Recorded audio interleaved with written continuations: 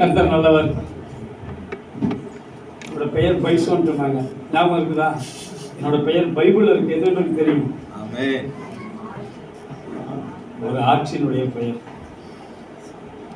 உங்கள் மத்தியில் என்னுடைய வார்த்தையை கொடுப்பதற்கு எனக்கு தேவாதி தேவன் வாய்ப்பை தந்தார். இன்னும் உங்களுடைய திருச்சபையின் பாஸ்டர் மற்றும் அதற்கு காரணமாக இருந்த யாவருக்கும் வாய்ப்பை கொடுத்தார். ஒவ்வொருவருக்கும் நன்றியை தெரிவித்துக் கொள்கிறேன்.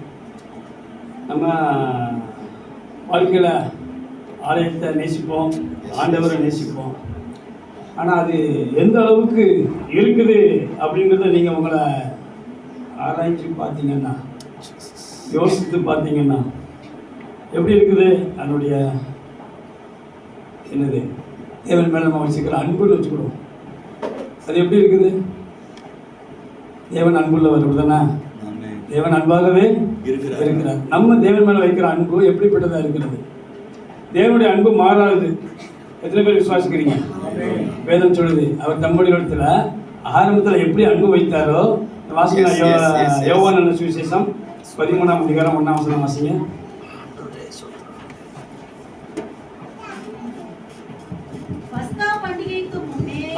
இயேசு இவ்வுலகத்தை விட்டு பிதாவினிடத்திற்கு போகும்படியான தம்முடைய வேலை வந்ததென்று அறிந்து தாம் இவ்வுலகத்தில் இருக்கிற தம்முடையவர்களிடத்தில் அன்பு வைத்தபடியே அந்த அன்பு முடிவு பரியந்தம் அது மாறாத அன்பு. பிரியமானவர்களே, ஆனால் நமக்கு ஒரு பிரச்சனை வரும்போது, ஒரு போராட்டம் வரும்போது, ஒரு வியாதி, ஒரு இடுக்கன் அல்லது ஒரு நிந்த, ஒரு அவமானம், அப்படி ஏதாவது ஒரு பிரச்சனை வரும்போது நம்ம என்ன செஞ்சிருந்தோம்? சோர்ந்து போயிருந்தோம். ஆமாம், என்னத்தை சர்ச்சுக்கு போய் நம்ம என்னத்தை வாரம் வாரம் போகிறோம், நம்முடைய வாழ்க்கையில் ஒரு மாற்றம் இல்லையே. வேதம் சொல்கிறது, நீதிமொழிகள் 28:20 வாசிங்க.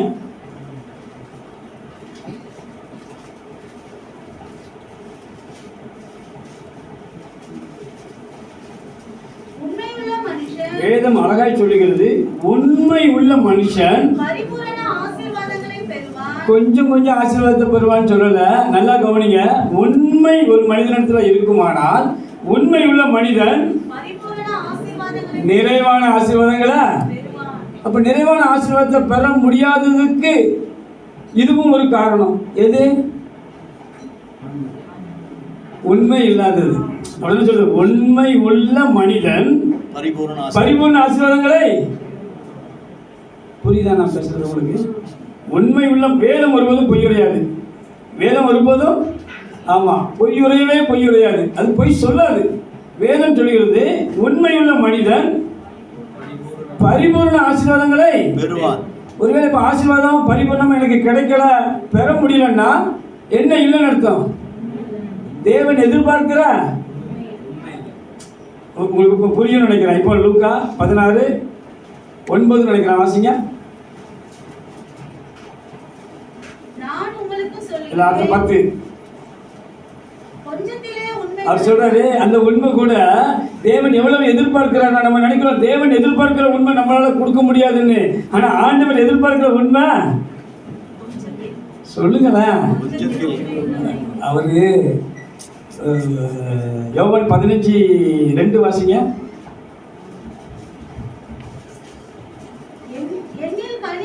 அவர் சொல்றாரு, அந்த கொஞ்சம் உண்மை என்ன தெரியுமா? அவர் சொல்றாரு, என்னில் கனிகள் கொடாது இருக்கிற கொடி எதுவான்னு சொல்லல. என்னில் கனினா எத்தனை? 1. ஆவியின் கனிகள் நீங்க 9 சொல்லுவீங்க.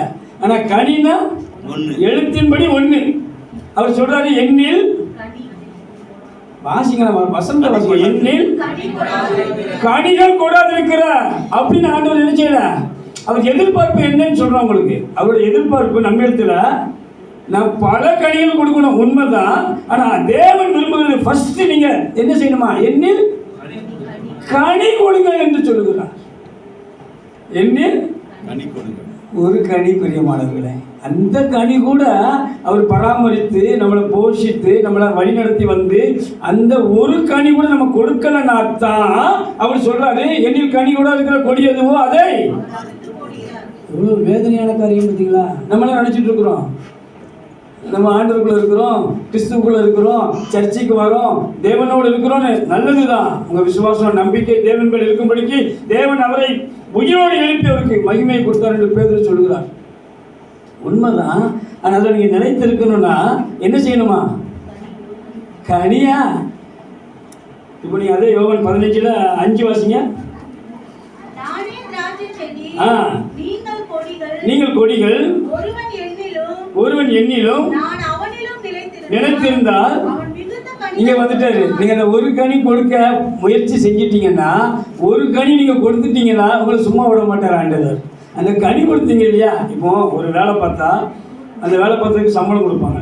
ஒரு நிறுவனத்தில் போய் வேலை பார்த்தா, ஒரு கம்பெனியில் வேலை பார்த்தா, எந்த வேலை பார்த்தாலுமே ஒரு புரோட்டோக்காலில் மாஸ்டராக இருந்தால் கூட அவனுக்கு வேலை முடிஞ்சவனு என்ன கொடுப்பாங்க? ஊதியம் ஒன்று உண்டு. அரசாங்கத்தில் வேலை பார்த்தாலும் ஏன்னா இதை கூலின்பாங்க, அதை சம்பளம்பாங்க, இவ்வளோதான் வித்தியாசம். எங்கே வேலை பார்த்தாலுமே என்ன உண்டு? ஊதியம் உண்டு. அதில் மாற்றுக்கிறது ஆண்டவர் சொல்ற ஒரு கனி கொடுத்துட்டா அந்த கனி கொடுத்தீங்க இல்லையா, அது நிமித்தம் உங்களுக்கு ஒரு பலன் உண்டுன்னு சொல்றாரு. அதான் உண்மையுள்ள மனுஷன் பரிபூர்ண ஆவியின் கனின்னு கட்டின வேலை என்ன சொல்லுவோம்? 9ன்னு சொல்லுவோம். அப்படிதானே? நீங்கள் வாசிங்க கலாத்தியர் 5:22 நினைக்கிறேன்.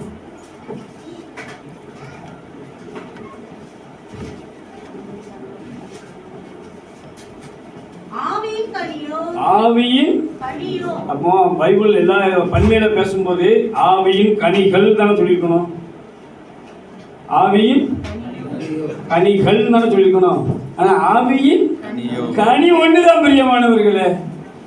மிகுந்த கனி வரும்போது தான் மற்றதெல்லாம் வரும். ஆவியின் கனியோ அன்பு. இதான் சத்தியம். எத்தனை பேருக்கு புரியுது? அன்பு இருந்துச்சுன்னா அன்புக்கு அப்புறம் சொல்லப்பட்ட அத்தனையும் வந்துடும். நீங்க இட்லி மட்டும் வாங்கினா போதும், அவன் வச்சுக்கிற சட்னி, சாம்பார், அப்புறம் தேவையான அனைத்தையும் செஞ்சிருவான். நம்ம காசு கொடுக்க போறது 5 இட்லி மட்டும் தான். ஒரு உதாரணத்துக்காக சொல்றேன். ஆவியின் கனியோ அது அன்பு மட்டும்தான். அன்பு தான். அதாவது ஆவியின் கனிகள்னு சொல்லல, ஆவியின் கனியோ. இப்போ மிகுந்த கனி கொடுக்கிறது எப்படி? கனி கொடுக்கிறது எப்படி? நீங்க அன்பு வந்துட்டுனா போதும் பிரியமானவர்களே. நான் முன்னால் இதே செய்தியை கொடுத்துருந்தேன் ஒரு திருச்சபையில். அதை கடந்த நாட்களில் ஒரு நைட் ப்ரேயரில் அந்த செய்தியை கொடுத்தாங்க. ஆண்டவர் மேலே நம்ம அன்பு வைக்கணும், சக மனிதர்களுக்கு அன்பு வைக்கணும். இதுதான் ஆண்டவருடைய பிரமாணம். அதுதான் இஸ்ரவேல் ஜனங்களுக்கு தேவன் கொடுத்தது. இந்த யாத்திராகமம் 20 நீங்கள் போய் வாசித்தீங்கன்னா ஆண்டவர் அதுதான் சொல்லியிருப்பார். முதல் 4 காரியங்கள் தான் நான் பிரசங்கிட்டு இருந்தேன். அதனால் அதை அவங்க சொல்லும்போது எனக்கு ரொம்ப பிரயோஜனமாக இருந்துச்சு. முதல் 4 நீ மேலே வானத்தில் கீழே பூமியில் ஆண்டவருக்கு ஒப்பான எதையும் என்ன செய்யக்கூடாது. நீ யாத்திராகமம் 20 வீட்டில் போய் படித்து பாருங்க. முதல் 4 சொல்லுவார். அதுக்கப்புறம் ஆண்டவரை தொழுது கொள்ளணும், ஓய்வு நாளை அனுசரிக்கணும், சர்ச்சைக்கு ஒழுங்காக வரணும்னு சொல்லி ஒரு 4 கட்டளை. அது தேவனுக்கு அடுத்தது. அது தேவன் மேலே நம்ம வைக்கிற அன்பு. அடுத்தது ஒரு 6 சொல்லுவார். அதில் ஃபஸ்ட்டு ஒன்று சொல்லுவார் 20:12 உன் தகப்பனையும் உன் தாயையும் பூமியில் ஒன்று வாழ்நாள் எழுதியிருப்பாரு. அதுக்கடுத்து கொலை செய்யாதிருப்பாயாக, களவு செய்யாதிருப்பாயாக, விபச்சாரம் செய்யாதிருப்பாயாக, அப்படி வரிசையாக சொல்லுவார். பெண்ணுக்குள்ள யாதொன்றையும். ஆமாம், இதுதான் கற்பனை. இஸ்ரவேல் ஜனங்களுக்கு தேவன் கொடுத்த பிரதான இதனுடைய துணை கட்டளைகள் கற்பனைகள்லாம் இருக்குது. அதெல்லாம் விட்டுருங்க. ஆரம்பத்தில் ஆண்டவர் கொடுத்தது இது மட்டும்தான். இதனுடைய தொகை எல்லாத்தையும் ஒரே வசனத்தில் அடங்கியிருப்பார். வாசிங்க ரோமர் நிருபம் 13ஆம் அதிகாரம் 9 மட்டும் வாசிங்க. எப்படி என்றால் விபச்சாரம் செய்யாதிருப்பாயாக, கொலை செய்யாதிருப்பாயாக, களவு செய்யாதிருப்பாயாக, பொய்சாட்சி சொல்லாதிருப்பாயாக, இச்சியாதிருப்பாயாக என்கின்ற இந்த கற்பனைகளும் வேற எந்த கற்பனையும் அவர் சொல்றாரு. இந்த கற்பனையும் இதுக்கு இணையா வேற ஒண்ணுமே இல்லை. என்னன்னா உன்னிடத்தில் நீ அன்பு கூறுவது போல என்கின்ற ஒரே வார்த்தையிலே இது ராஜரீக பிரமாணம் என்று சொல்கிறார் பேதுரு. அவ்வளவுதான். அன்பு கூறணும் என்பதுதான் ஆண்டவருடைய சித்தம். இந்த அன்பு கூறுவதற்கு நீங்க ஆயத்தமா? ஆனா நமக்கு எதிராக செய்தவங்க, நமக்கு விரோதமாக பேசினவங்க, நமக்கு விரோதமாக செயல்பட்டவங்க, அவங்க மேலே நம்மளால் என்ன செய்ய முடியல. சில நேரங்களில் உதவி செய்ய வாய்ப்பு கிடைச்சா கூட கண்டும் காணாமல் சிலர் பேர் தாங்க. ஆனால் வேதம் சொல்கிறது ஒன்றிடத்துல நீ அன்பு கூறுவது போல. அந்த பிரச்சனை நான் சிக்கி இருக்கிறேன். என் எதிரி என்னை பேசினவன் ஒரு பிரச்சனையில் சிக்கியிருக்கிறான், நான் அதை பார்க்குறேன். இப்போ ஆண்டவர் சொல்கிறாரு, நீ அந்த பிரச்சனையில் சிக்கியிருக்கன்னு வச்சுக்கோ. அந்த எதிரியானவன் இப்போ அவன் சிக்கியிருக்கான் இல்லையா, நம்முடைய எனிமி, அவன் நமக்கு உதவி செய்யணும்னு நீ விரும்புவாயானா அந்த உதவி நீ அவனுக்கு என்ன செஞ்சிரு? புரியுதா இல்லையா? என்னை ஒருத்தன் பகைச்சிட்டான், என்னை பகைச்சவன் இப்போ ஒரு பிரச்சனை மத்தியில் இருக்கிறான். ஆண்டவர் சொல்கிறாரு, அவன் பிரச்சனையில் இருக்கான்னு நீ நினைக்காத, நீ அந்த பிரச்சனையில் இருக்கன்னு நினச்சிக்கோ. இப்போ அவன் உனக்கு உதவி செய்ய நீ விரும்புவாயானா? அதான் மனுஷன் உங்களுக்கு எவைகளை செய்ய வேண்டும் என்று நீங்கள் விரும்புகிறீர்களோ அவைகளை நீங்களும் அவ்வளோதான். இதுதான் அன்பு. பிரியமானவர்களே, தேவன் மனிதர்கள் மேலே எவ்வளோ அன்பு வைத்திருந்தார்னா நீங்கள் வாசிக்கலாம். 1 ராஜாக்கள் 17ஆம் அதிகாரம் கடைசி 2 வசனம் வாசிங்க.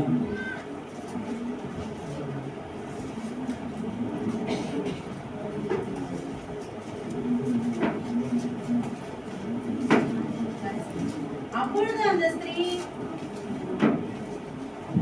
16 1 ராஜாக்கள் 16:30 வாசிங்க. 29:30 வாசிங்களா? யூதாவின் ராஜாவாகிய ஆசாவின் 38ஆம் வருஷத்திலே உம்ரியின் குமாரனாகிய ஆகாப் இஸ்ரவேலின் மேல் ராஜாவாகி சமாரியாவில் இஸ்ரவேலின் மேல் 22 வருஷம் ராஜ்யபாரம் பண்ணினான். உம்ரியின் குமாரனாகிய ஆகாப் தனக்கு முன்னிருந்த எல்லாரை பார்க்கிலும் கர்த்தரின் பார்வைக்கு பொல்லாப்பானதை செய்தான். பாருங்களா, இஸ்ரவேல் ஒரே நாடாக இருந்துச்சு. ஃபஸ்ட்டு கீசின் குமாரனாகிய சவுல் ராஜபுரம் பண்ணா. அதுக்கு அடுத்தது தாவீது வந்தார். தாவீதுக்கு அப்புறம் சாலமோன் அந்த தேசத்தை ராஜ்யபுரம் பண்ணார். சாலமோனுடைய காலத்துக்கு அப்புறம் அந்த ராஜ்யம் 2ஆக பிரிஞ்சிட்டு, ஒன்று இஸ்ரவேலுமா ஒன்று யூதாவுமா மாறிடுச்சு. அப்போ யூதாவுக்கு ஒரு ராஜா, இஸ்ரவேலுக்கு ஒரு ராஜா இருந்தாங்க. அதெல்லாம் சொல்கிறாரு, யூதாவினுடைய ராஜா ஆசா அரசாண்ட 38ஆம் வருஷத்தில் உம்ரியின் குமாரனாகிய ஆகாப். இஸ்ரவேல் ஒரு நாடு, யூதா ஒரு நாடு. இஸ்ரவேலில் ஆகாப்னு ஒரு ராஜா இருக்கிறான். இந்த ஆகாப்புடைய ராஜா அப்பா பேர் உம்ரி. இவனும் ஆண்டவருக்கு விரோதமானதை பொல்லாப்பானதை செய்தான். ஆனால் அதே இதை பார்த்து வளர்ந்த அவனுடைய பிள்ளை உம்ரியின் குமாரனாகிய ஆகாப் எப்படிப்பட்டவன்னா எல்லாரையும் பார்க்கணும். அவன் சொல்றான், தனக்கு முன்னிருந்த எல்லாரையும் பார்க்கணும் கர்த்தரின் பார்வைக்கு. அதை தொடர்ந்து வாசிங்க. நேபாத்தின் குமாரனாகிய யெரொபெயாமின் பாவங்களில் நடப்பது அவனுக்கு கொஞ்சம் காரியம் என்று நினைத்தார் போல் அவன் சீதோனியரின் ராஜாவாகிய அவர் விளக்கம் சொல்றாரு, அவன் ஒரு பாவம் செஞ்சான். ஆமாம், நேபாத்தின் குமாரனாகிய யெரொபெயாம் அவன் வந்து 2 கண்ணுக்குட்டியை ரெடி பண்ணி சமரியாவில் ஒன்று பெத்தேலில் ஒன்று வச்சுருவான்னு நினைக்கிறேன். 2 இடங்களில் வச்சுருவான். வச்சு இஸ்ரவேல் ஜனங்கள்லாம் வலிமை போகிறதுக்கு அவன் காரணமாக இருப்பான், விக்கிரகாராதனை பண்ணுவதற்கு. அந்த பாவம் காணாதுன்னு சொல்லி சீதோனின் குமாரத்தியாகிய எசபேலை போய் அவன் விவாகம் பண்ணி அது காணாது என்று கண்ணுக்குட்டி காணாதுன்னு சொல்லி என்ன பாகாலையும் போய் பணிந்து கொண்டு தொடர்ந்து வாசிங்க. இஸ்ரவேலின் தேவனாகிய கர்த்தருக்கு பலி செலுத்தல, பாகாலுக்கு என்ன செஞ்சானா? பலிபீடத்தை ஏற்படுத்தி ஒரு தோப்பு விக்கிரகத்தை உண்டு பண்ணி. தொடர்ந்து வாசிங்க. ஆகாப் ஒரு விக்கிரக தோப்பையும் வைத்து இஸ்ரவேலின் தேவனாகிய கர்த்தருக்கு கோபம் உண்டாக்கும்படிக்கு தனக்கு முன்னிருந்த இஸ்ரவேலின் ராஜாக்கள் எல்லாம் செய்ததை பார்க்கிலும் அதிகமாய் செய்தான். கேடு உண்டாக்கிட்டான் தனக்கு. ஒரு ராஜா எப்படி ராஜ்யபுரம் வந்தது, உனக்கு எப்படி கொடுத்தாருங்கிறத என்ன செய்யல, யோசிக்கவே. ஆமாம், ஆசீர்வாதம் வருகிற வரைக்கும், ராஜ்யபுரம் வர்ற வரைக்கும் கூட உன் தகப்பனிடத்திலிருந்து அவனுக்கு வந்தது. பெற்றோர் உங்களுக்கு சம்பாதிச்சு வச்சிருக்கிறான். ஆனால் இந்த ஆசீர்வாதங்கள் எல்லாம் நம்முடைய தேவன் நமக்கு கொடுத்திருக்கிறார், தேவன் நமக்கு செய்த நன்மைகள் என்று நீங்கள் என்ன செய்வதில்லை. சிலர் எண்ணுவது. அதில் ஒரு ராஜா இவன் பாருங்க, இஸ்ரவேல் ஜனங்களின் மேலே இருக்கிறான். உங்களுக்கு எல்லாம் தெரியும், எகிப்திலிருந்து கடந்து வந்த பாதைகள் தெரியும். ஆமாம், தாவீது ராஜா பற்றி தெரியும். எல்லாவற்றையும் அறிந்தவன் எவ்வளோ பாவம் செய்யலாம். நான் சொன்னேன்னா ஆண்டவருடைய அன்பு மாறாததுன்னு. இந்த ஆண்டவர் இவனுக்கு உதவி செய்தார். நம்ப முடியுது உங்களால? எவ்வளோ பாவம் செஞ்சிருக்கான். இவ்வளோ பாவம் செஞ்ச ஒரு மனிதனுக்கு தேவன் வந்து உதவி செய்கிறார். ஏன் தெரியுமா? நான் தான் கர்த்தர் என்பதை அவர் அறிஞ்சு கொண்டிருப்பான். உங்களுக்கும் தேவன் எவ்வளோ நன்றி. உண்மை உள்ளவர்கள் நீங்கள் நடக்க முயற்சி செய்தால் போதும் பிரியமானவர்களே. உங்களுடைய நேரத்தில் நீங்கள் உண்மையாக இருக்கணும்.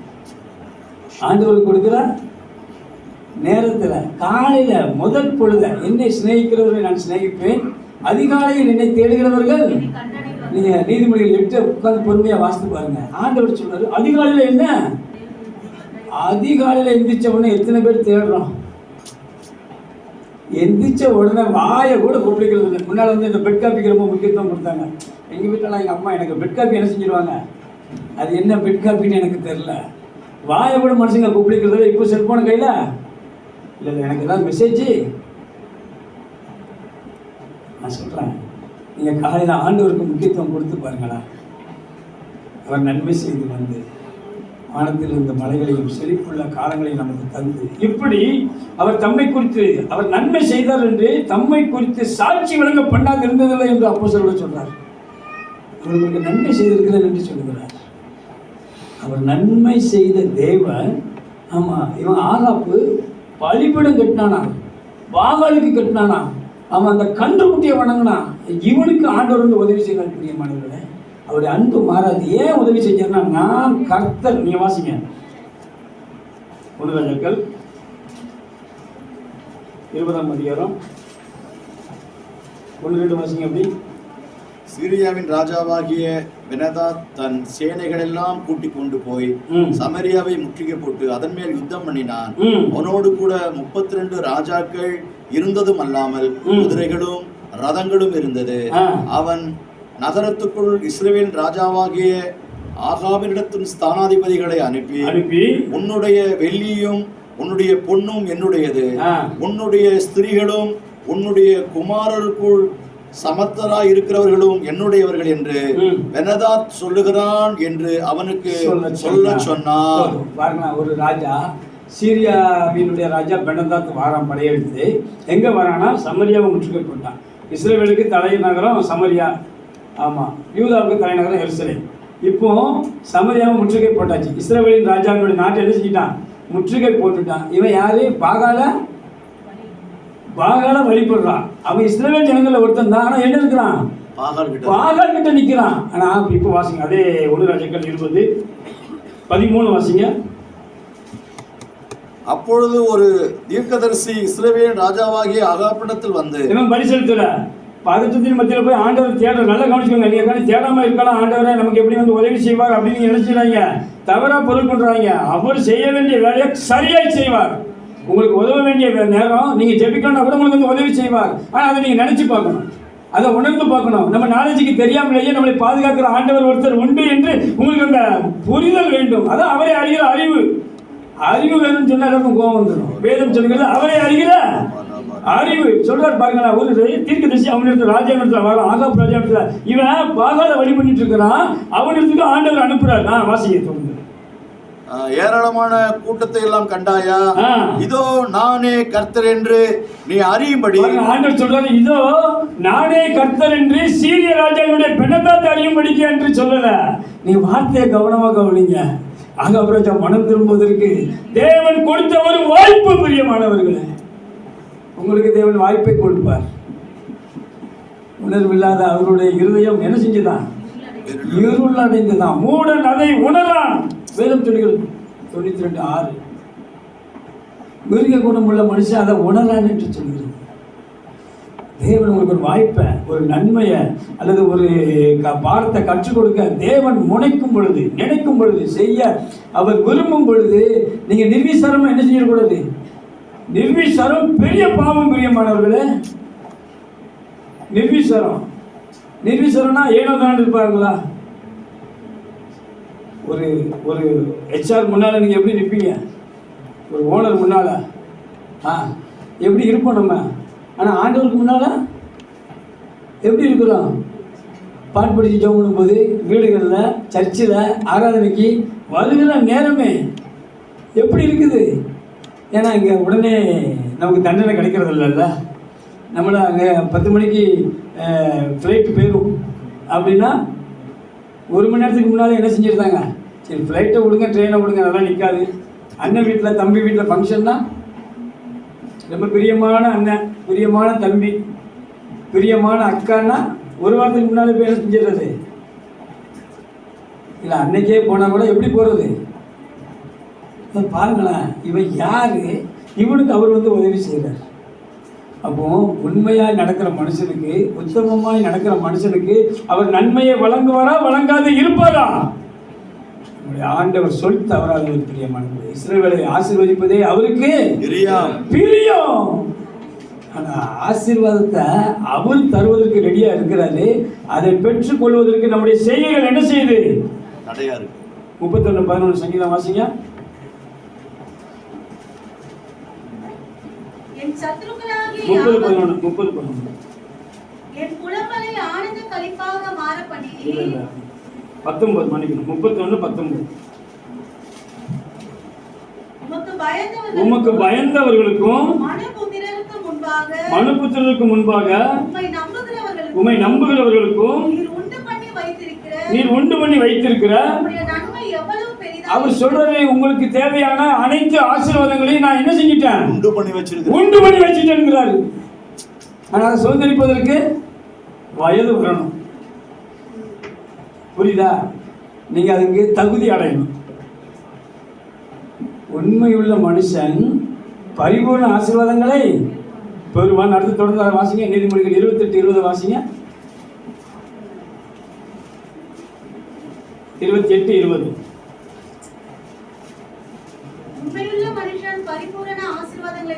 பெறுவான். அப்போ இதுக்கு அடுத்து என்ன எழுதியிருக்கணும்? உண்மை இல்லாத மனுஷன் தான் எழுதியிருக்கணும். உண்மை இல்லாத மனுஷன் அதான் அதுக்கு எதிர்ப்பதும். ஆனா அதில் பாருங்களேன், ஐஸ்வர்யம் ஆகுறதுக்கு தீவிரிக்கிறவனும் உங்க வேலை இல்லைங்கிறார் ஆண்டவர். ஐஸ்வர்யம் சம்பாதிப்பதற்கு நீங்க எந்த முயற்சி என்ன செய்ய வேண்டாம், நீங்க ஒண்ணு செய்யுங்க, உண்மை உள்ள மனுஷனா வாழ. புரியுதா நான் பேசுறது உங்களுக்கு? அதே நீதிமொழிகள் 28:22 வாசிங்க.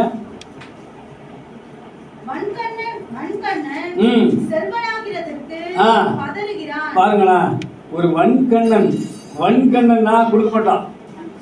யாருக்கு கொடுக்க மாட்டான்? யார வன்கண்ணன் வேதம் சொல்ல அப்படின்னா, ஏழை எளியவனுக்கு கொடுக்காதவன, அண்ணன் தம்பிக்கு கொடுக்காதவங்கள, அவன் ஒரு சொந்த சகோதரன் கஷ்டப்படும் போது அவனுக்கு உதவி செய்யாதவன, அதான வன்கண்ணன். ஏழைக்கு இறங்காதவன் தான் வன்கண்ணன். வேதம் சொல்கிறது, வன்கண்ணன் செல்வன் ஆகிறதுக்கு துடிக்கிறானா, பதறுகிறான்னா முயற்சி, அப்படி ட்ரை பண்றானா. அது அவனோட வேலை இல்லைங்கிறது அவனுக்கு தெரியல. வறுமை தனக்கு வரும் என்று அவன் துடிக்கிறது, அவன் பதறது, அவனோட முயற்சி செய்யறதெல்லாம் எதுவுமே முடிய போகுது கடைசியில. சொல்லுங்களா, அப்ப நாங்க வேலையை செய்ய வேண்டாமா பிரதர், வீட்டிலே இருந்துடலாமா அப்படி மட்டும் நீங்க நினைச்சிடாதீங்க. நம்ம செய்ய வேண்டிய முயற்சியை சரியா செய்யணும். அதுல போய் நம்ம ராத்திரி பகலா மெனக்கட்டு ஆலயத்துக்கு வராம, பாஸ்டிங் பிரேயருக்கு வராம, சர்ச்சைக்கு வராம, அல்லது வீட்டில் பாட்படி சோடுக்கு கூட நேரத்தை ஒதுக்காம, ஆண்டவருக்கு நேரத்தை செலுத்தாம, கொடுக்க வேண்டியதை கொடுக்காம நீங்க முயற்சி பண்ணுனா இதுதான். அதுதான் வேதம் சொல்கிறது, வன்கண்ணன். நீங்க 1 யோவான் 3:17 வாசிக்க, இப்போ உங்களுக்கு புரியும். 1 யோவான் 3:17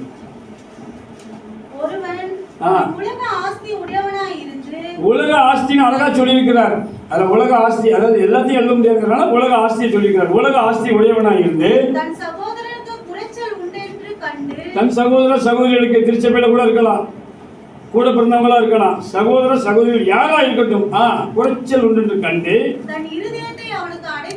அவர் சொல்றாரு, உதவி செய்ய முடியும் இவனால, என்னால, உங்களால. ஆனா நீங்க அதை உதவி செய்யாம தன்னுடைய இருதயத்தை கல்லு மாதிரி ஆக்கிட்டா, அவளை அடைத்து கொண்டாருன்னா கல் நெஞ்ச மாதிரி. நானும் செய்ய மாட்டேன். நானும் நீங்க தேவனிடத்துல கேளுங்க. ஒருவேளை யாருக்கு செய்ய வேண்டும், யாருக்கு செய்ய வேண்டாம் என்று தேவன் உங்களுக்கு நடத்துதல், அவருடைய ஆவியனுடைய நடத்துதல் உங்களுக்கு வரும். பிரியமானவர்களே, சிலருக்கு ஆண்டவர் செய்யாதன்னு சொல்லுவார். அது ஆண்டவருக்கு தெரியும். யாருக்கு செய்யணும், யாருக்கு செய்ய வேண்டாம் என்பதை நமக்கு தெரியலன்னா ஆண்டவர் நான் உனக்கு போதித்து நீ நடக்க வேண்டிய வழியில, சங்கீதம் 32:8 சொல்றாரு, நான் நடத்துவேங்கிறாரு. இந்த ஆண்டவரை நம்ம பெற்றிருக்கிறோம். ஆண்டவர் நமக்கு ஆலோசனைக்காரராக இருப்பாரானால் நம்ம எவ்வளவு பாக்கியசாலிகள். உலக ஆஸ்தின்னு போட்டுருக்குல்ல, நீங்கள் அதை ஆஸ்தியை மட்டும் நினைச்சிடாதீங்க. ஒருவேளை மட்டும் ஆஸ்தி இல்லாமல் இருக்கான அப்போ என்கிட்ட உலக ஆஸ்தி இல்லை, அதனால நான் இதில் பிரச்சனை கிடையாது, நான் உதவி செய்ய வேண்டிய அவசியம்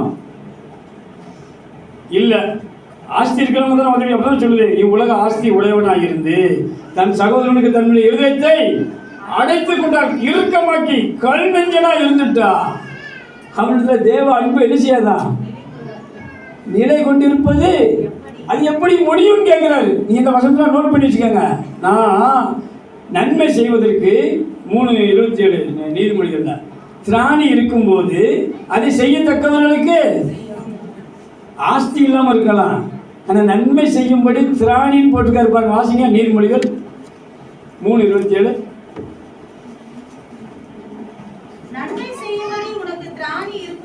நன்மை செய்யும்படி நமக்கு திராணி இருக்கும். திராணினா என்ன தெரியுமா? பலன். திராணினா பலன். நீங்க பலன் அப்படியே உங்களுடைய நம்முடைய பாடி லாங்குவேஜுக்கு கொண்டு வந்தா வருமானம் வராதவங்க கூட உதவி செய்ய முடியும், மனசு இருந்தா. உங்களுக்கு புரியுதா? திரளான ஆஸ்தி உடையவனா இருந்து தன் சகோதரனுக்கு அவன் இருதயத்தை என்ன செஞ்சுட்டான்? அடைத்து கொண்டிருந்தால் அவனுக்குள்ள தேவ அன்பு என்ன செய்யாதான்? நிலை கொண்டு இருந்த தேவ அன்பு வெளியே பேச சொல்றாரு. அதான் நிலை கொண்டு தேவ அன்புடைய அவன் நிலைத்திருக்க முடியாது என்ற அர்த்தம். இதில் சொல்றாரு, நன்மை செய்யும்படி நமக்கு திராணி இருக்கும்போது ஆண்டவர் ஆகாப் ராஜாவுக்கு வந்து அவன் கூப்பிடல, அவன் பலி செலுத்தல, அவன் ஊழியக்காரருக்கு ஆள் அனுப்பல, ஆண்டவரே அனுப்புறாரு.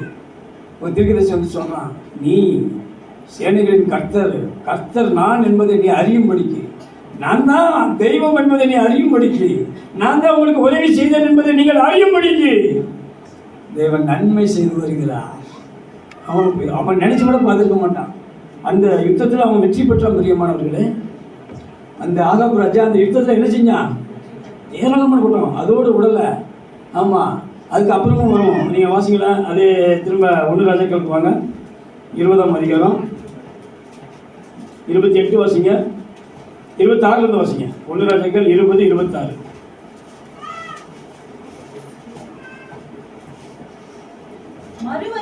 மறு வருஷம் முதல் யுத்தம் முடிஞ்சு அவங்க வெற்றி பெற்றுட்டாங்க. நீங்கள் வீட்டில் போய் உட்காந்து பொறுமையாக வாசிங்க. இப்போ அதுக்கு உள்ளே போயிட்டு பார்க்கறதுக்கு நேரம் இல்லை. 1 ராஜாக்கள் 20 நீங்கள் வீட்டில் போய் உட்காந்து வாசிங்க. முதல் ஒரு யுத்தம் வந்துச்சு. அதில் ஆகாப் ராஜா என்ன செஞ்சான்? ஆண்டவருடைய தீர்க்கதரிசி வந்து சொன்னதை கேட்டான், அவனுக்கு அதில் வெற்றி கிடைச்சது. திரும்ப மறு வருஷத்துல அதே ஆகாப் ராஜாவுக்கு ஒரு பிரச்சனை வருது. வாசிங்க. லக்கம் பார்த்து முதல்ல சமரியா முற்றுகை போட்டான், இப்போ ஆப்பேக்குக்கு வந்திருக்கான் மறு வருஷம்.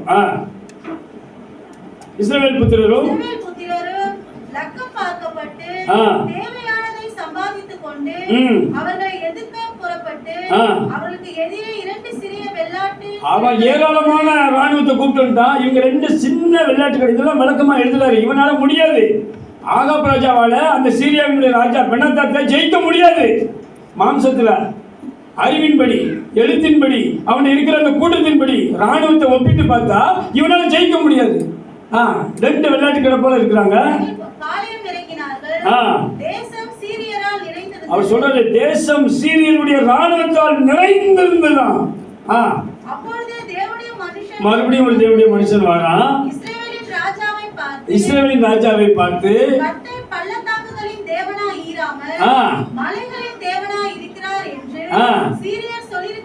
ஏற்கனவே உள்ள யுத்தத்துல அவர் பள்ளத்தாக்களின் தேவன் கிடையாது, அவர் மலைகளினுடைய தேவன், அதனால அவங்க ஜெயிச்சுட்டாங்கன்னு சொல்றதுனால இந்த ஏராளமான ஜனக்கூட்டத்தை எல்லாம் உன் கையில ஒப்பு கொடுத்தேன். அதனால் நானே கர்த்தர் என்று இஸ்ரவேல் ஜனங்கள் எல்லாரையும் பார்த்து சொல்றாரு, நீங்க அறியும்படிக்கு. பெனாதாத் இல்ல, சீரிய ராஜாவுக்கு முன்னாடி என் வல்லமை வெளிப்படுத்தணும்னு சொல்ல, அது உண்மைதான், வெளிப்படுத்தினாரு. ஆனா அதிலும் மேலான ஒரு காரியம் என்னன்னா, நீங்க அறிந்து கொள்ளணும்.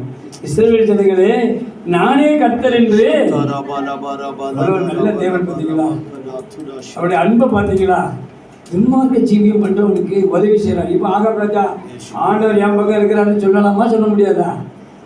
இவன் சொல்லிக்கலாம். ஆனால் மனம் திரும்பணும்ல. மனம் திரும்ப தேவன் கொடுக்கிற வாய்ப்பு. மனம் திரும்பன்னு சொன்னா நம்ம எல்லாம் நினைச்சிருந்தோம் நம்ம தான் பாவம் செய்யலை என்று சொல்லி. தேவனை தேடுகிற விதத்தில் நம்ம தேடுறோமா? தேவனை எதிர்பார்க்கிற விதத்தில் நம்ம தேடுறோமா? தேவன் மேல் நம்ம வைத்திருக்கிற அன்பு, தேவன் மேல் நம்ம வைத்திருக்கிற விசுவாசம் குறையாக இருக்கிறதா? ஒரு பிரச்சனை வந்தவொடனே நம்ம என்ன செஞ்சிருந்தோம்? ஒழிஞ்சிருந்தோம். ஐயோ இது என்னமாய் போய் முடியுமோ பதறிருந்தோம். ஆண்டவர் சொன்னார் 5:49 சத்துருக்களை சிநேகிங்கள்னாரு. அந்த வார்த்தைக்கு உண்மையாக இருக்கிறோமா? உண்மை உள்ள மனுஷன் தானே பரிபூர்ண ஆசீர்வாதங்களை பெற முடியும். மத்திய 5:44 வாசிங்க.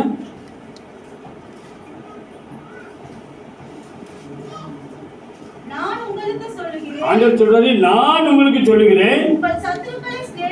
முடியுமா? இது நடக்குமா?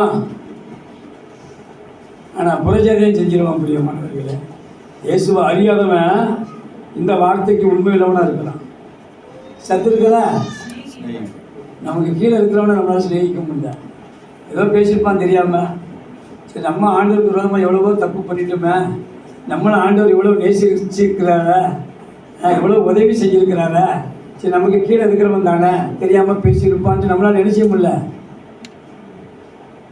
எடுக்க முடியல, மன்னிக்க முடியல. நான் என்ன சொல்கிறேன், நீங்கள் உறவாடணும்னு கட்டாயம் இல்லை. அந்த சகோதரனை அந்த சகோதரியை நமக்கு எதிராக செஞ்சவங்கள மன்னிச்சிடும். அதுதான் ஆண்டு சொல்ல சிநேகிச்சிருங்க. உங்கள் சிநேகிச்சிருங்க அப்படின்னா, எனக்கு ரொம்ப ரொம்ப க்ளோஸாக இருக்கிற ஒருத்தன் தெரியாமல் எனக்கு ரொம்ப தப்பு பண்ணிட்டேன், என்ன கொஞ்சம் விட்டு கொடுத்து பேசிட்டான், அது எனக்கு எதிராகவே ஏதோ பண்ணிட்டாங்க. நான் ரொம்ப நேசிக்கிறவன், என் மேலே அன்பு உள்ளவன். இப்போ அந்த காரியம் எனக்கு ஒரு பொருட்டம் தெரியுமா, ரொம்ப நேசிக்கிறவன். சில நேரங்களில் அவனை நான் பகைக்க நினச்சா வேணா அதை பிடிச்சிக்கிட்டு என்ன எவ்வளோ உன் மேலே அன்பு வச்சுருந்தா நீ இப்படி இருந்துட்டேன்னு அவனை நினைச்சிடலாம், பகைச்சிடலாம். ஆனால் உண்மையிலேயே மனைவி எடுத்துக்கிடுவோமே, ரொம்ப நேசிக்கிற மனைவி தெரியாமல் பேசிட்டாங்க, அதை பிடிச்சிக்கிடுவோமா? வாழ்நாள் மட்டும் சொல்லி கட்டுறது இல்லையே. அப்போ நேசிச்சா மன்னிக்கணும். முதல்ல வேறு அப்படி சொல்லுது, உங்கள் சத்துருக்களை சிநேகிக்கிறதுனா என்ன அர்த்தம்? முதல்ல நீங்கள் போய் உறவாடணும், அவங்க கூட கழுத்தை கட்டிட்டு இருக்கணும், அப்படிலாம் இல்லை. என்னென்ன வச்சுக்கலாம், ஆனால் மன்னிச்சிடணும். மன்னிக்க முடியுதா? அது அப்படி உள்ளே போகும். மன்னிச்சா அன்பு வந்துடும். பிரியமானது, அன்பு இருக்கிறவங்க மன்னிச்சிடுவாங்க. உங்கள் சத்துருக்களை சிநேகிங்கள், எப்படி? நீ வணங்கவே மாட்டேன்னு ஒருத்தன் சொல்லுவான், அவனை நம்ம என்ன செய்யணுமா? அதான் உண்மை உள்ள மனுஷன். பிரியமானவர்களே, உங்களுக்கு உண்டு பண்ணி வச்சிருக்கிற நன்மை இருக்கு இல்லையா, தீமைக்கு தீமையும் உதாசனத்துக்கு உதாசனத்தை நீங்கள் சரி கட்டாமல் ஆசீர்வாதத்தை சுதந்திரிக்க அழைக்கப்பட்டவர்கள் என்று அறிந்து வாசிங்க. 1 பேதுரு 3:12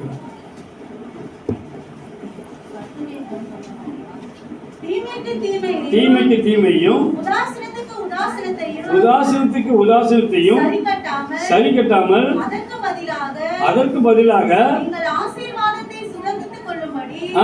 அழைக்கப்பட்டவர்கள் என்று அறிந்து 3:9. ஆமா, நீங்க அழைக்கப்பட்டது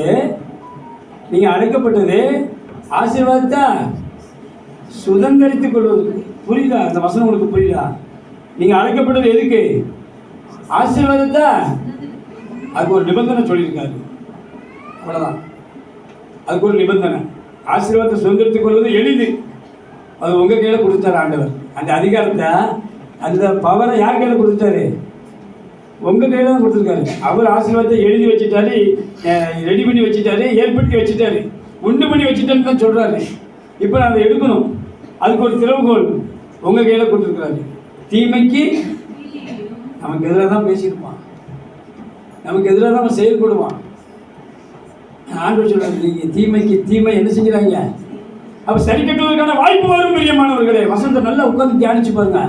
சரி கட்டுவதற்கு ஒரு சந்தர்ப்பம் வரும். சவுல் தாவீதை எடுத்துக்கோங்க, வந்துச்சு, இவன் அவனை கொன்றலாம், வாய்ப்பு ஆண்டவர் ஒப்பு கொடுத்தார். ஆனால் தாவீது செய்யலை. தீமைக்கு தீமை அவன் சரி கட்டல. உங்களுக்கு ஒரு வாய்ப்பு வரும், எதிரியை சரி கட்டுவதற்கு, அவனை அவமானப்படுத்துவதற்கு, அவனை பழி வாங்குவதற்கு, அவனை அழிப்பதற்கு கூட ஒரு வாய்ப்பு வரும். அந்த வாய்ப்பை நீங்கள் எப்படி பயன்படுத்த போறீங்க? நல்ல வேலை, ஆண்டவர் தான் வாய்ப்பை அழிச்சிட்டாரு, கொடுத்துட்டாரு. இதான் சமயம் சொல்லி நம்ம வச்சு தாவீது கையில சவுலை ஒப்பு கொடுத்தாரு. அயர்ந்த நித்திரை. நீங்க வீட்டை போய் வாசிங்க. 1 சாமுவேல் 24, 1 சாமுவேல் 26. இவன் நினைச்சா அவனை கொண்டுட்டு ராஜாவாயிருக்கலாம். இப்படி அநேக உதாரணங்கள் உண்டு பிரியமானவர்களே. ஆனா பாருங்க, ஆண்டவர் இந்த ஆகாபிரயாவை அழிச்சிருக்கலாம். சீரிய ராஜாவுடைய பெண்ணத்தாத்திட்ட தேசம் சீரியரால் நிறைந்திருந்துதான். இவன் விக்கிரக வழிபாடு பண்ணிட்டு இருக்கிறான், இவன் என்ன செய்ய மாட்டான்? சேர மாட்டான். இவனை சொல்லி இவனை என்ன செய்ய முடியாது, திருத்த அவர் அப்படி பண்ணலை. முறிந்த நாணலை, நெறிந்த நாணலை முறியாத தேவன். மங்கி எறிகிற தெரிய அவர் அணைச்சி இப்போ நீ ஆக மாட்டேன்னு தள்ள மாட்டார்.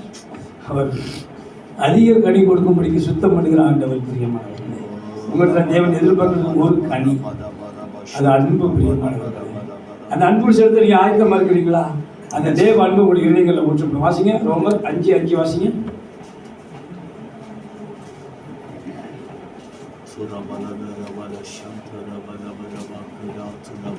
மேலும் நமக்கு அருளப்பட்ட பரிசுத்த ஆவியினாலே தேவ அன்பு. இப்ப சொல்றாரு அங்க அவன் எப்படி தேவ அன்பு நிலை கொண்டு இருப்பான்னு 1:17 வாசனம், 3:17 1 யோவான்ல. ஆமா, இருதயத்தை அழுத்துக்கிட்டா அவனுக்குள்ள தேவ அன்பு எப்படி நிலை கொண்டு இருக்கணும் வாசனம் இல்லையா? இங்க சொல்றாரு, நீங்க தேவ ஆவியினால தேவ அன்பு உங்களுடைய இருதயங்கள்ல ஊற்றப்பட்டிருக்குமானால், ஊற்றப்பட்டிருக்குமானால்னா ஏற்கனவே உங்களுக்கு ஊற்றப்பட்டு இருக்கிற பிரியமானவர்களே, அதை தக்க வைத்துக் கொள்ளணும். நீங்க அதை தக்க வைத்துக் கொள்வதற்கு தான் 5:44 சொல்லுங்க, சத்துருக்களா சிநேகியுங்கள், உங்க சபிக்கிறவர்களா ஆசீர்வதிங்கள், உங்களை பயக்கிறவர்களுக்காகவும் உங்களை நிந்திக்கிறவர்களுக்காகவும் நீங்க என்ன செய்யுங்க? ஆமா, ஜெபம் பண்ணுங்க, நன்மை செய்யுங்க, அவங்களுக்கு உதவி செய்யுங்க. இதை செய்யும் பொழுது, இதை நீங்க செய்ய முயற்சி எடுக்கும் பொழுது இந்த தேவ அன்பு நம்மள நிலை கொண்டு இருக்கும். இப்போ உங்களுக்கு வந்து வெளிச்சம் பிரகாசம். இந்த வெளிச்சத்தில் அநேக பேர் வருவாங்க. வாசிங்க 7:12 மத்திய சுவிசேஷம். மனுஷர் உங்களுக்கு எவைகளை செய்ய விரும்புகிறீர்களோ அவைகளை நீங்களும் அவர்களுக்கு செய்யுங்கள். இதுவே நியாய பிரமாணமும் தீர்க்கதரிசனமும். ஓகே, உங்கள் வெளிச்சம் 5ஆம் அதிகாரம் நினைக்கிறேன் 5:12 உங்கள் வெளிச்சம் அவர்களுக்கு முன்பாக பிரகாசிக்கிறது. நீங்கள் உலகத்துக்கு வெளிச்சமா இருக்கிறீர்கள். மலையின் மேல் இருக்கிற பட்டணம் மறைந்திருக்க மாட்டாது. 5:16 வாசிங்க. நீங்க மன்னிக்கும் பொழுது, நீங்க ஆசீர்வதிக்கும் பொழுது, நீங்க அவங்களுக்கு உதவி செய்யும் பொழுது மனுஷனுடைய நற்கிரியைகளை கண்டு அதுல மனுஷனும் போட்டிருக்காங்க. நல்லா கவனிச்சிங்களா? இவ்விதமாய் நீதிமான்கள் சொல்லல, திருச்சபை விசுவாசிகள் சொல்லல, யூதர்கள் சொல்லல, தனிப்பட்ட முறையில் யாரையுமே அதை குறிப்பிடல. இவ்விதமாய் நீங்க மன்னிக்கும் பொழுது, நீங்க விட்டு கொடுக்கும் பொழுது, நீங்க ஏற்றுக்கொள்ளும் பொழுது, நீங்கள் அந்த தேவனுக்கு பிரியமில்லாத காரியங்களை உங்களை விட்டு ஒதுக்கி நீங்க அன்பு பாராட்டும் பொழுது மனுஷர், உங்களுக்கு மேல இருக்கிறவங்க, உங்களுக்கு கீழே இருக்கிறவங்க, உங்களை பார்க்கிற புரட்சியாதியார், உங்களுக்கு எதிரில் இருக்கிற உங்க அயலகத்தார் எல்லாரும் சொல்லுவாங்களா, பரலோகத்தின் தேவனை என்ன செய்வாங்களா? புரியுதா நான் பேசுறது?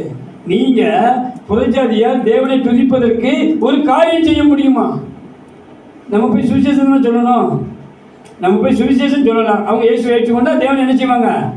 ஆனால் இங்கே சொல்றாரு, இவ்விதமாய் உங்களுடைய கிரியையில நற்கிரியை காணப்படுமானா, புறஜாதியார் உங்க வீட்டுக்கு பக்கத்தில் இருக்கிற, உங்களுக்கு எதிரில் இருக்கிற, உங்களை சபிச்ச, உங்களை ஆசீர்வதிக்க தவறிய மற்ற ஜனங்கள் எல்லாம் பரலோகத்தில் இருக்கிற தேவனை என்ன செய்வாங்களா? புரியுதா நான் பேசுறது உங்களுக்கு? பரலோகத்தின் தேவனை அவங்க என்ன செய்வாங்களா?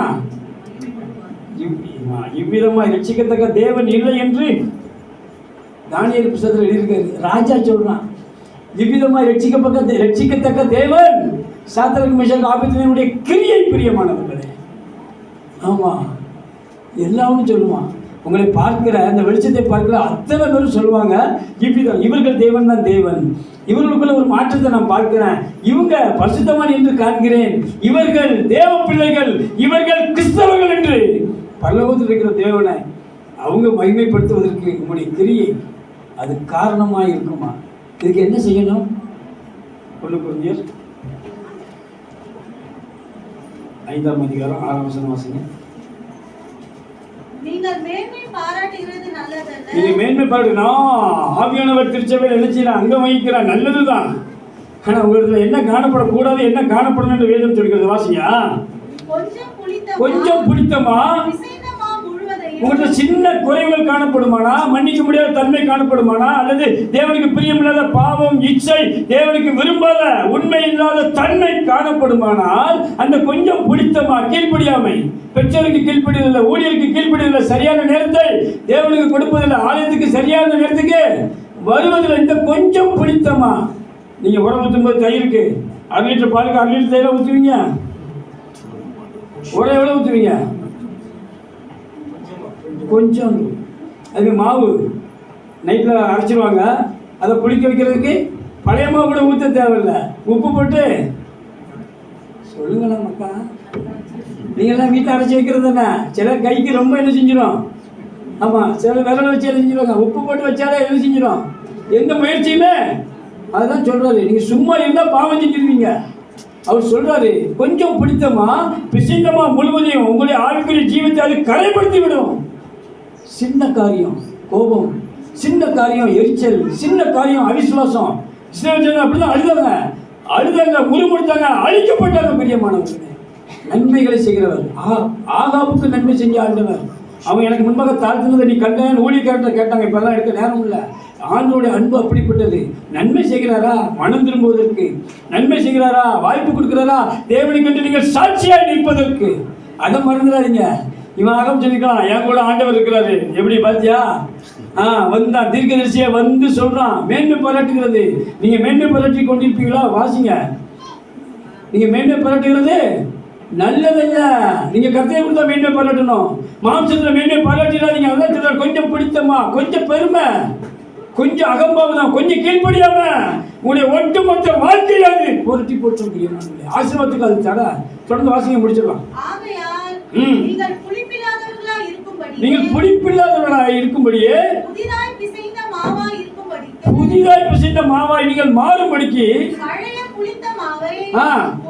புறமே தள்ளுங்க. உங்களுக்கு துர்க்கிரிய, தேவனுக்கு பிரியமில்லாத சிந்தனையா, தேவனுக்கு பிரியமில்லாத எல்லா கிரியையும் நீங்க ஓகேட்டுங்க பிரியமானவர்களே. அதுக்கு முயற்சி பண்ணுங்க. ஏனெனில் நமக்காக பலியிட பட்டிருக்கிறாரே. வாசிங்க. ஆதலால் பழைய புளித்த மாவோடு அல்ல,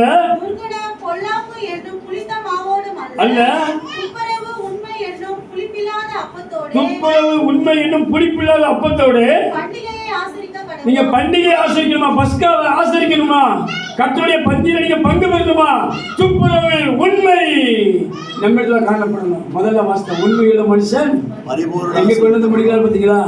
இந்த உண்மை தேவனுக்கு நீங்க உண்மையா இருக்கணும். உங்களத்துல கள்ளம் இருக்கக்கூடாது, மாம்சியம் இருக்கக்கூடாது, மாம்ச சிந்தை இருக்கக்கூடாது. தேவனுக்கு விரோதமான பகை என்று வேதம் சொல்கிறது.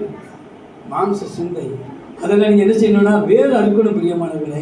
அதுக்கு நம்ம என்ன செய்யணும்? வாசிங்க. கொலோசியர் 3ஆம் அதிகாரம் 4 வாசிங்க.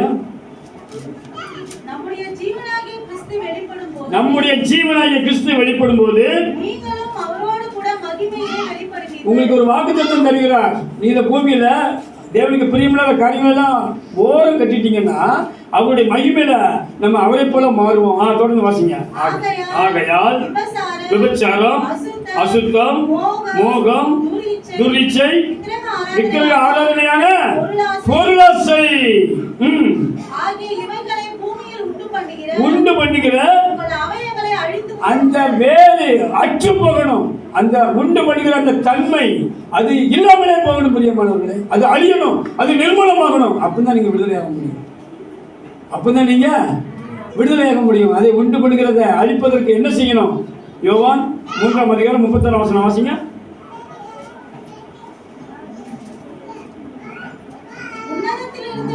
உன்னதத்திலிருந்து வருகிறவர் அவர் எல்லாரிலும் மேலானவர், இந்த பூமியிலிருந்து உண்டானவர். இந்த பூமியின் தன்மை நம்மளுக்குள்ள இருக்கக்கூடாது. எத்தனை பேருக்கு புரியுது? இதான் வித்து. பூமியினுடைய தன்மை எனக்குள்ள இருந்தா என்னால மன்னிக்க முடியாது, என்னால நேசிக்க முடியாது, என்னால தேவனுக்கு சாட்சியாய் வாழவே முடியாது. இது அழியணும் பிரியமானவர்களே. இதுதான் அக்கினியை போட வந்தேன் என்று சொன்னார். இந்த பூமியின் தன்மை நம்மை விட்டு எடுபட்டு போகுமானால், அழிக்கப்படுமானால், அது நிர்மூலமாகுமானால் நீங்க ஜெயம் பெற முடியும். நீங்க கேட்கணும் ஆண்டவர்கிட்ட, ஆண்டவரே இந்த பூமியின் தன்மை என்னிலிருந்து வெளியேறணும். அது அழிக்கப்பட வேண்டிய காரியம். அது அழிக்கப்பட நீங்க சம்மதிச்சீங்கன்னா தான் அதை அழிக்க முடியும். அதை உங்களுக்குள்ள நீங்க பாதுகாத்து வச்சீங்கன்னா அது அழிக்கப்படவே முடியாது.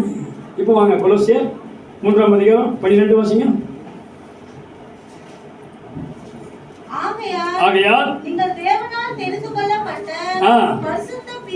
உங்களை பார்த்து ஆண்டவர் சொல்லுகிறார், குறைவுள்ளவர்கள் நீங்க இன்னும் வரல அப்படிலாம் நம்மளை பார்த்து ஆண்டவர் சொல்லல. நம்ம எல்லாரும் தேவனால் தெரிந்து கொள்ளப்பட்ட அழைக்கப்பட்டவர்கள் அநேகர் பிரியமானவர்களே. நீங்கள் தெரிந்து கொள்ளப்பட்டவர்கள் என்று ஆண்டவர் சொல்கிறார். ஆகாபுக்கே அவ்வளவு நன்மை செய்த ஆண்டவர் நமக்கு எவ்வளவு நன்மை செய்ய மாட்டார்? உங்களை அவர் பிரத்யேகமாய் அழைக்கிறார். நீங்க அழைக்கப்பட்டவருடைய லிஸ்ட்ல இல்ல, நீங்கள் தெரிந்து கொள்ளப்பட்ட பிரியரும் உருக்கமான இரக்கத்தையும் தயவையும் இதெல்லாம் நீங்க தரித்து கொள்ளணும். பிரியமானவர்கள், நமக்குள் இருக்கிற தேவனுக்கு பிரியமில்லாத எல்லாவற்றையும் நீங்க கலைந்து போட்டு இந்த தாழ்மையை நீங்க தரிக்கணும், பொறுமையை தரிக்கணும், பூர்ண சொர்க்கத்தின் அன்பை நீங்க தரித்து கொள்ளணும். பிரியமானவர்கள், தொடர்ந்து வாசிங்க. ஒருவரை ஒருவர் தாங்கி ஒருவர் பேரில் ஒருவருக்கு குறைபாடு உண்டானால் கிறிஸ்து உங்களுக்கு மன்னித்தது போல. ஆமா, மன்னிக்கணும். இவ்வளவுதான். நீங்க போய் உறவாட சொல்லல, என்னன்னு வச்சுக்கோங்க, ஆனா மன்னிச்சிருங்க. கசப்பு இருக்க கூட இதயத்துல, அந்த கசப்பு தான் பிடிக்கும். தொடர்ந்து வாசிங்க. ஒருவருக்கொருவர் மன்னியுங்கள், இவை எல்லாவற்றின் மேலும் பூரண சற்குணத்தின் அன்பாகிய அன்பை தரித்துக் கொள்ளுங்கள். முடிஞ்சது பிரச்சனை, எல்லா பிரச்சனையும் முடிஞ்சது. அன்பு தான் எல்லாவற்றிற்கும் பிரதானமான காரியம். அன்பு தீங்கு நினையாது, அன்பு பொல்லாங்கு நினைக்காது, பொல்லாங்கு செய்யாது, எல்லாவற்றையும் தாங்கும், சகிக்கும், விட்டுக் கொடுக்கும், மன்னிக்கும், ஏற்றுக்கொள்ளும். அன்பு வேணும். பிரியமானது, அந்த அன்பை கேளுங்க. தேவன் அன்பை நம்ம இதயத்தில் ஊற்றிருக்கணும்னு சொல்லிட்டார் ரோமர் 5:5. அந்த அன்பு நம்ம இதயங்களில் ஊற்றப்பட்டிருக்குமானா அது அப்படியே பொங்கும். அந்த அன்பை என்ன செய்யும்? என் பாத்திரம் நிரம்பி. அவங்களுக்காக நீங்கள் ஜெபம் பண்ணால் போதும். திரளான ஆஸ்தி நம்ம பார்த்தோம் இல்லையா? 3:17 வாசனம், 3:27 வாசனம். நன்மை செய்யும்படி திராணியின் கொடுக்கல. திராணின்னா மனசு தான். நீங்கள் வேற ஒன்றும் நினைச்சீங்க, பொருள் உதவி நினைச்சிடாங்க. அம்பானி மாதிரி என் பணம் தான் நான் செய்வேன்னு நினைக்காங்க. அம்பானி மாதிரி பணம் வந்தாலும் செய்யறதுக்கு மனசு இல்லைன்னா அவன் நினைச்ச மாட்டான். ஒரு பேச்சுக்கு எவ்வளவு இருக்கோ, எவ்வளவு திரளான ஆஸ்தி இருந்தாலும் இதயத்தை அடைச்சிக்கிட்டு அவன் நினைச்ச மாட்டான், செய்ய மாட்டான். செய்யறதுக்கு முதல்ல என்ன வேணும்? பணம் வேண்டாம், ஜெபம் பண்ணுங்க. அவங்க ரட்சிப்புக்காக ஜெபம் பண்ணுங்க. அதை விட பெரிய ஆசீர்வாதம் வேற ஒண்ணுமே கிடையாது. உங்களுக்கு அன்பு இருக்கா? உங்க அண்ணன் தம்பி சகோதர சகோதரி உங்களுக்கு எதிராக பேசல, யாவருக்காக நீங்க ஆசீர்வதிச்சு ஆண்டவரே அவர் மனதில் மட்டும் சொல்லுங்க, போதும். ஆண்டவர் அறிந்து கொள்ளட்டும் சொல்லுங்க, போதும். உங்களை அடுத்த லெவலுக்கு ஆண்டு வெற்றி பெறுவார். உங்களுடைய உயரம் யாராலும் தடுக்க முடியாது. நன்மை செய்யாம அவர் இருக்கவே மாட்டார். உத்தமமாய் நடக்கிறவர்களுக்கு அவர் நன்மையை வழங்காது இராது அப்படின்னா கொடுக்காம இருக்க முடியாது. அதை யாரும் தடுக்க முடியாது. ஆனால் நீங்க செய்ய வேண்டியது ஒண்ணு, அன்பு பாராட்டணும். அந்த அன்பை நீங்க தரித்துக் கொள்ளுங்க, அந்த அன்பை நீங்க வெளிப்படுத்துங்க. தேவன் உங்களோடு கூட இருந்து உண்மையுள்ள மனுஷன். ஆசிரியர் கடைசியாக வருது, ஆசிரியர் முடிச்சலாம். நீதிமொழிகள் 28:20.